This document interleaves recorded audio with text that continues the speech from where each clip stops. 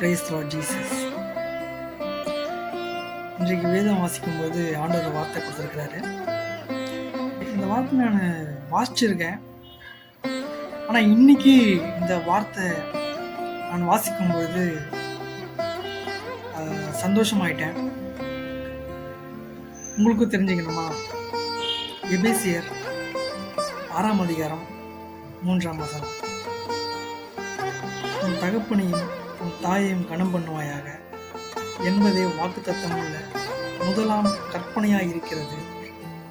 பிரியமானவர்களே, நாம் யார் யாரோ கனம் பண்ணுறோம். நம்மளை பெற்றெடுத்த தாய் தகப்பனையும் கனம் பண்ணி பாருங்க.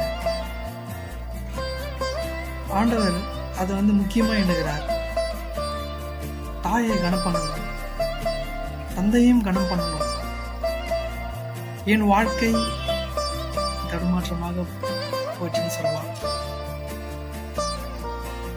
தேவன் ஆண்டவராகிய இயேசு கிறிஸ்து என் தகப்பனை கொண்டு எனக்கு ஒரு நல்ல படிப்பையும் நல்ல ஒரு வேலை தளத்தையும் தேவன் ஏற்படுத்தி கொடுத்திருக்கிறார். அம்மாவும் சப்போர்ட்டு, அப்பாவும் சப்போர்ட். முக்கியமா தேவனுடைய சப்போர்ட்டு அளவில்லைங்க, பெரிய சப்போர்ட்.